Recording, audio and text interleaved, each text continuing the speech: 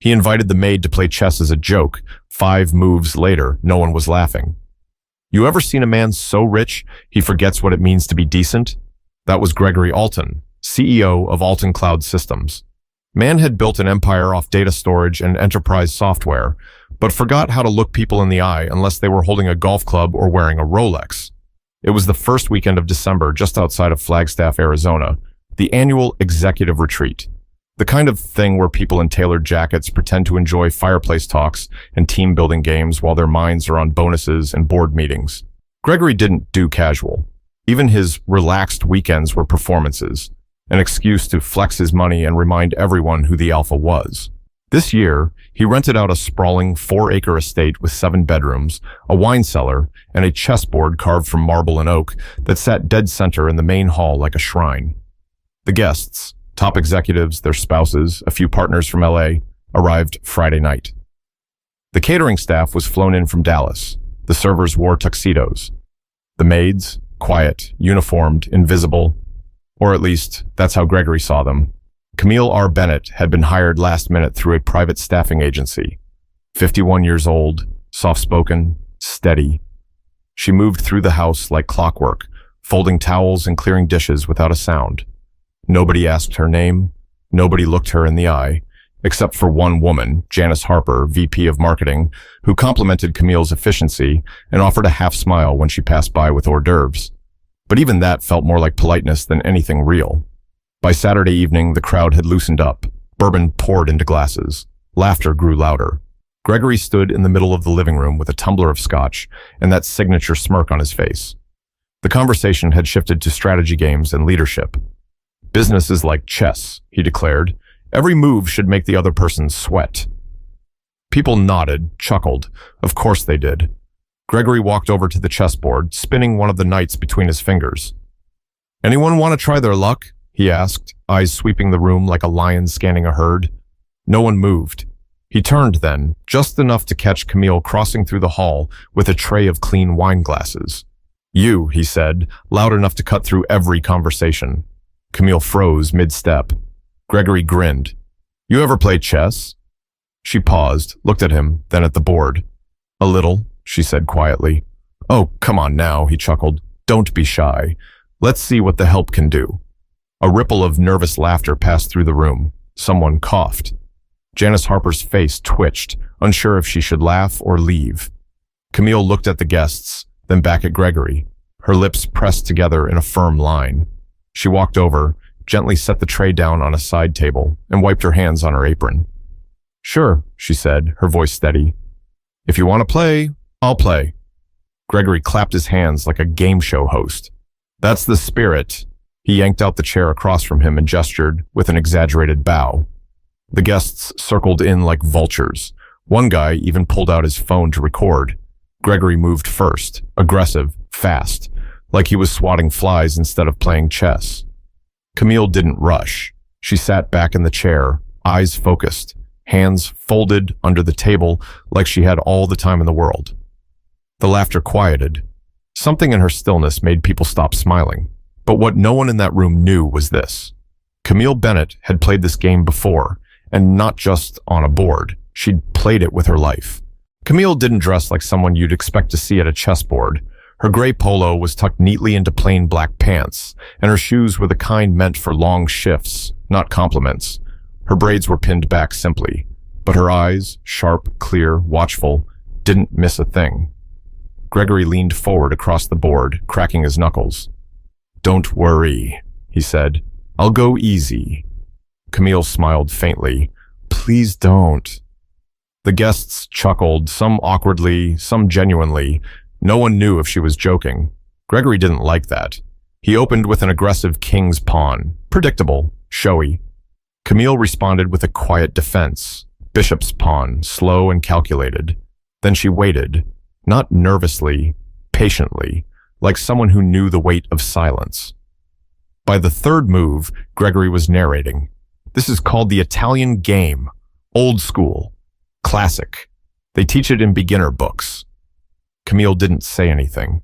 She just moved her knight, and suddenly the angle shifted.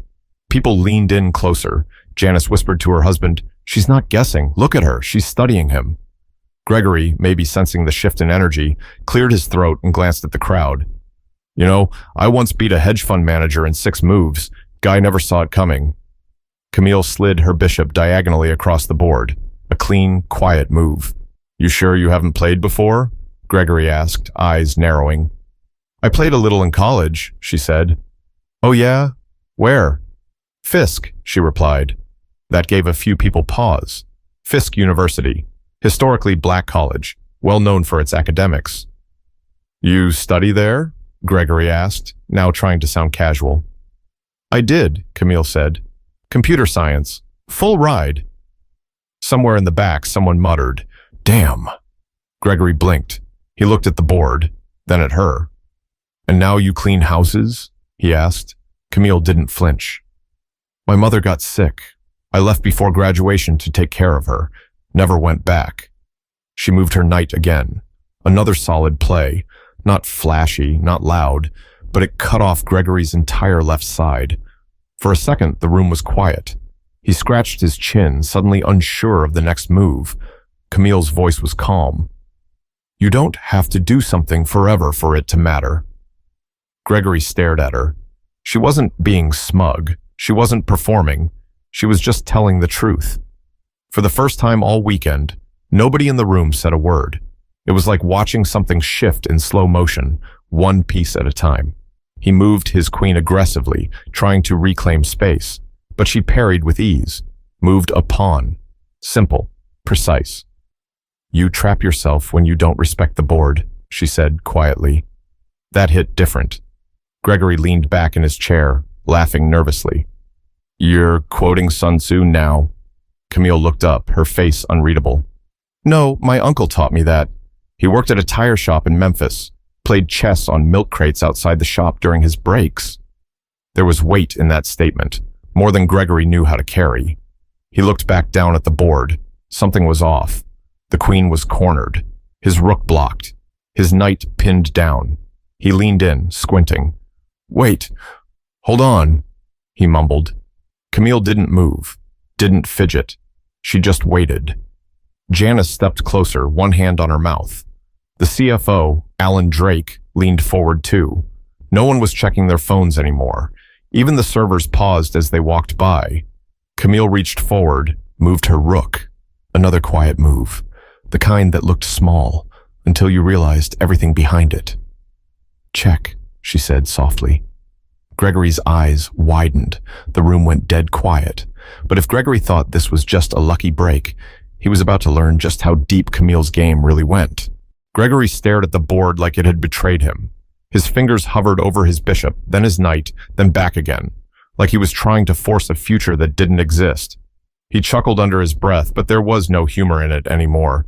You've got to be kidding me, he muttered. Camille sat still, hands folded in her lap. She wasn't gloating, no smirk, no expression at all, just watching, like she had nothing to prove, because she didn't. Gregory cleared his throat. All right, he said louder. You've got some moves. Maybe I underestimated you. A few of the executives chuckled politely, unsure of which side of the joke they were on. But let's be real, Gregory continued, forcing a grin. One check doesn't mean much. This game is far from over. Camille nodded slightly. Of course, take your time. He moved a pawn to block. It was clumsy, too reactive. Camille's eyes flicked over the board. Her hands moved again. You should have castled, she said simply. Another piece snapped into place. Alan Drake raised an eyebrow.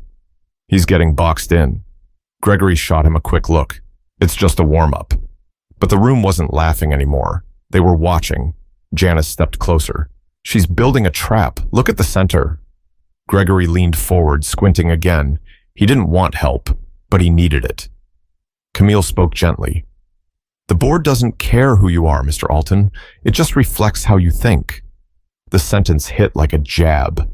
Not angry, not cruel, just honest. And that's when the joke started to feel like something else, something heavier, because everyone there knew what this really was. Gregory didn't invite Camille to the table out of generosity. He did it to show off, to get a few laughs, maybe embarrass someone who couldn't push back. She was supposed to fumble, to shrink, to remind the room of how high they all sat and how far she was below, but she didn't shrink. She leaned in, and every move reminded them how wrong they were. Wait, Gregory said, holding up a hand. Let's pause for a second. Let's reset. Start fresh. Camille raised an eyebrow. You want to start over? He hesitated. I mean, this was just for fun, right? Nobody's keeping score. Her voice was soft. Only people losing say that. The line wasn't sharp. It wasn't even said with heat. But the room reacted like it had been slapped. Someone near the back muttered, "She's not playing with him, she's playing through him." Gregory swallowed. "All right then," he snapped. "Let's go." Camille moved again. This time, her knight slipped into a position that pinned Gregory's rook between her bishop and queen. Another gasp. "She's closing in," Janice whispered. Gregory's cheeks flushed. He looked up, eyes darting from face to face.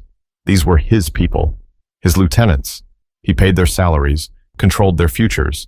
But at that moment, none of that power helped him. Because in chess, money doesn't move pieces, only skill does. And Camille had it. I mean, let's be real, Gregory said, trying to laugh it off. She probably grew up playing this on porches somewhere, right? Camille's jaw stiffened. A long silence followed. Then she spoke. No, I grew up in a 2-bedroom apartment over a barbershop in Little Rock. We didn't have a porch. We had a coffee table with a broken leg and a hand-me-down board missing 2 pawns. She looked him in the eyes. I replaced them with bottle caps. Still beat my brothers every week. That line wasn't just a clapback. It was a reminder. She didn't learn the game in comfort. She learned it in the gaps, where people like Gregory never had to live. And somehow, in that gap, she built the kind of discipline you couldn't buy. Gregory looked back at the board. He moved his queen to counter, but it was too late. His right side was exposed. Camille leaned forward. Check again, she said. This time, no one spoke. But the more he tried to win, the more it became clear. This wasn't just a game anymore. It was a mirror. And Gregory hated what he saw in it. By the 7th move, something in the room had shifted. You could feel it. No more polite chuckles, no more side-eye smirks. Just silence. Gregory's back stiffened. His fingers tapped the edge of the table. He was used to control, to walking into any room and knowing it was his. But here, in front of this chessboard? Camille had taken that from him without raising her voice or breaking a sweat. He tried to act casual, leaned back, took a sip of scotch. Y'all act like she's Magnus Carlsen or something, he said, forcing a chuckle. Let me breathe. Nobody laughed with him this time. Camille didn't respond. She didn't need to. Her next move, queen to g5, tightened the noose. His remaining knight was trapped. His rook pinned. His king sat in the open like a man with no friends left. She's suffocating his defense, Alan muttered. Janice nodded slowly. She's not rushing. That's what makes it worse. Gregory's eyes scanned the board like a man staring at a deadline he couldn't talk his way out of. He moved a pawn, anything, just to stay alive. But the moment he let it go, Camille's hand moved. She slid her rook to the corner. Double threat, she said. Check in 2. Someone in the room actually said, damn, under their breath. Gregory's jaw tensed. Okay, now you're just showing off. Camille looked up, unbothered. You invited me to play. I'm playing. It wasn't arrogance. It was fact, and it left no space for ego. He gritted his teeth. You trying to prove something? She leaned back, folding her hands. No, just tired of pretending I don't know how to win. Boom. The weight of that line, you could have heard it drop like thunder. Janice turned to Alan, her voice barely above a whisper. She wasn't just playing the board, she was studying him the second he opened his mouth. Gregory tried to recover. He moved his bishop. Camille didn't even flinch. I told you, she said softly. 3 moves. She reached out, calm as ever, and slid her queen forward. Checkmate. Gasps. One of the assistants actually dropped their drink. The room froze, completely still. All eyes on Gregory. All eyes on Camille. Gregory stared at the board. His hand hovered, then dropped. He couldn't deny it. Couldn't fake his way out. Couldn't make a joke big enough to erase the fact that he'd just been outplayed by the very woman he thought he could mock. He rubbed the back of his neck, avoiding eye contact with everyone. Camille stood up. not fast, not slow, just deliberate. She adjusted her apron. Then gently, she began putting the pieces back in their places, one by one, silently. Gregory watched her hands, stunned into stillness. You know, he mumbled finally, this wasn't how it was supposed to go. Camille looked at him, really looked at him. I know, she said. That's the problem. Not a threat, not a boast, just the truth. She turned to walk away. Her shoes whispered against the floor. Wait, Janice called after her. Camille stopped. Janice cleared her throat. That was impressive. Camille gave her a small, warm nod. Thank you. Gregory looked down, then muttered, Guess you're more than just a maid. Camille paused, turning her head slightly. I always was, she said. You just didn't see it. But the real checkmate wasn't the move. It was how Camille walked away with her dignity intact, while the room sat there trying to figure out how they'd missed the brilliance sitting right in front of them. Camille left the room like she'd simply done her job. No victory lap, no smirk, no dramatic pause. Just quiet steps down the hallway and back to the kitchen. But the silence she left behind was louder than anything she could have said.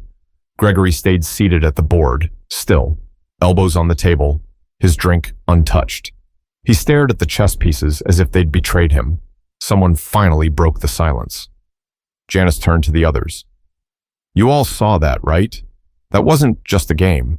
Alan nodded slowly. He tried to use her. She didn't just win.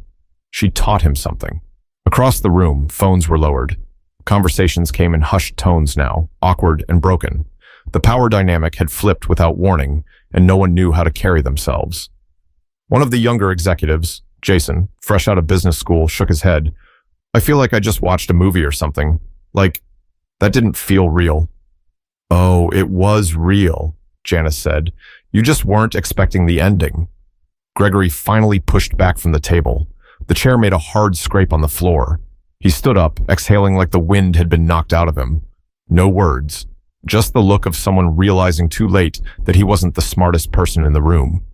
He looked around, met a few eyes, then dropped his gaze again. The guests began to scatter, quietly. Conversations picked back up in low tones, but nothing sounded the same. The mood had cracked. People were watching him now, not because he was the boss, but because they didn't know what to make of what they just saw. In the kitchen, Camille washed a few glasses.